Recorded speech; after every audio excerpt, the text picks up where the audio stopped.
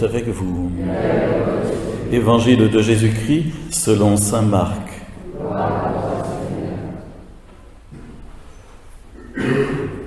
En ce temps-là, Jésus quitta le territoire de Tyr. Passant par Sidon, il prit la direction de la mer de Galilée et il alla en plein territoire de la Décapole. Les gens lui amènent un sourd qui avait aussi des difficultés à parler. Et il supplie Jésus de poser la main sur lui. Jésus l'emmena à l'écart, loin de la foule, lui mit les doigts dans les oreilles et avec sa salive lui toucha la langue. Puis, les yeux levés au ciel, il soupira et lui dit « Ephata », c'est-à-dire « Ouvre-toi ». Ses oreilles s'ouvrirent, sa langue se délia et il parlait correctement. Alors Jésus leur ordonna de n'en rien dire à personne. Mais plus il leur donnait cet ordre, plus ceux-ci le proclamaient. Extrêmement frappé, il disait « Il a bien fait toutes choses. Il fait entendre les sourds et parler les muets. » Voilà cet évangile qui n'est pas bien difficile à comprendre. Jésus a accompli une guérison de surdité et de troubles psychologiques ou de mutisme, mais en tout cas, cet homme se retrouve en capacité de communication et avec les autres et avec Dieu. Et surtout avec Dieu, c'est peut-être ça qui est dit de façon un peu cachée, un peu subliminale dans ce passage de l'Évangile. Au début, saint Marc prend soin de nous dire que Jésus se trouve dans la région du Nord, dans le Liban actuel, Tyr, Sidon, et puis qu'il descend un peu dans un autre territoire qui s'appelle la Décapole. En grec, ça veut dire les 10 villes. Et c'est un territoire païen. On n'est pas en Palestine, on est dans un territoire païen. Et c'est dans ce territoire païen qu'on va amener à Jésus un homme qui est sourd et qui ne peut pas parler, qui a des difficultés à parler. Alors entendez peut-être précisément, de façon cachée, que cet homme ne peut pas entendre la parole de Dieu. Cet homme païen, on est dans un territoire païen, cet homme païen ne peut pas entendre la parole de Dieu. Et puis, il est dans l'incapacité, à cause de cela également, de lui parler correctement, de lui répondre correctement. Vous direz, mais pourquoi est-ce que vous racontez ça comme ça dans le texte ?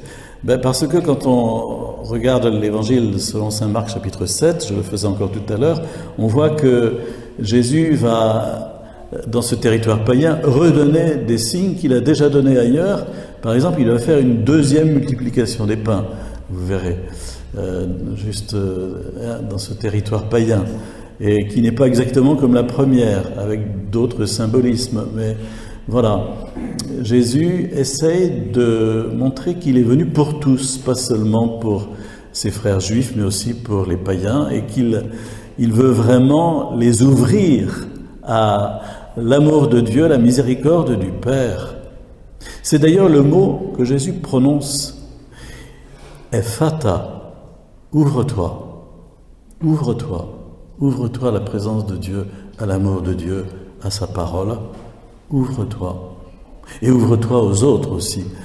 Ouvre-toi à l'écoute des autres et à la charité envers les autres. Mais si Jésus accomplit ce signe et cette guérison, il s'agit d'un aveugle bien réel. C'est pas parce qu'il y a du symbolisme dans le texte que pour autant il faudrait dire que c'est purement symbolique. Non, il s'agissait d'un véritable aveugle et d'un véritable muet en quelque sorte. Et Jésus accomplit ce signe vraiment en communion profonde avec le Père. Saint Marc prend soin d'écrire « les yeux levés au ciel ».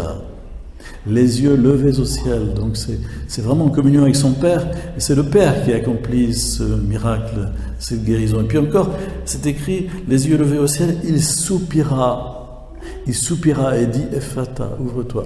Qu'est-ce que c'est que ce soupir de Jésus? C'est pas que Jésus manquait d'air, c'est que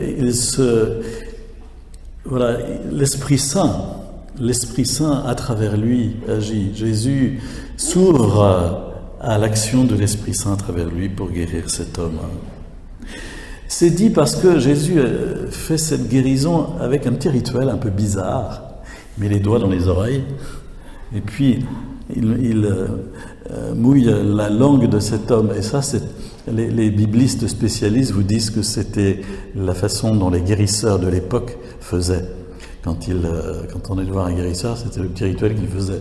Et c'est assez curieux de constater que Jésus, quelque part, se coule dans les rites populaires, au fond, c'est comme si Jésus se cachait, enfin, très humblement, pour accomplir l'œuvre de Dieu. C'est pour ça qu'après, Marc prend soin de dire qu'il les yeux levés au ciel, il soupira et dit « Ephata, ouvre-toi ».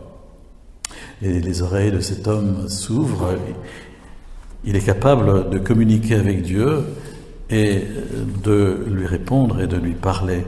Jésus ne veut pas faire de la publicité, il n'est pas venu pour ça. Il ne roule pas pour lui, si j'ose dire. Il vient vraiment accomplir l'œuvre du Père. Il a commencé par faire sortir cet homme du village. Saint Marc nous dit, Jésus l'emmena à l'écart, loin de la foule. Et puis à la fin, Jésus ordonna de ne rien dire à personne. Mais alors plus il donnait cet ordre, dont Jésus a dû insister, et plus les gens faisaient de la publicité. Et alors que disent les païens? Ils disent, un peu comme dans la Genèse, vous connaissez le premier chapitre de la Genèse où Dieu accomplit sur un rythme de 7 jours, de la semaine, l'œuvre de création, et à chaque fois il y a ce petit refrain qui revient, « Et Dieu vit que cela était bon ». La création est bonne, la création de Dieu est bonne, Dieu vit que cela était bon. Et ici, les païens disent, il a bien fait toutes choses. Autrement dit, Jésus est venu pour une nouvelle création, pour accomplir une nouvelle création, pour ressaisir l'homme et le retourner vers Dieu. C'est ça d'ailleurs le sens de la conversion, le retourner vers Dieu. Et puis que disent encore les païens? Il fait entendre les sourds et parler les muets. Ça, c'est pas compliqué, ils ont qu'à regarder. Mais en même temps, c'est une parole qui nous renvoie à de nombreux versets des prophètes, notamment d'Isaïe, où il était comme annoncé que le Messie, lorsqu'il viendrait, ferait un certain nombre de signes, dont ceux-ci, guérir les sourds, guérir les muets, et faire marcher les paralytiques, etc. On trouve cela plusieurs fois dans les prophètes. Et donc, ce que disent ces hommes qui constatent le miracle, c'est à la fois, ce sont comme des citations bibliques cachées qui sont mises dans leur bouche pour reprendre cette certitude que l'œuvre de création est bonne, que Jésus l'amène à son terme et la porte à son accomplissement, et que Jésus est vraiment le Messie annoncé. Alors c'est très beau ce petit passage.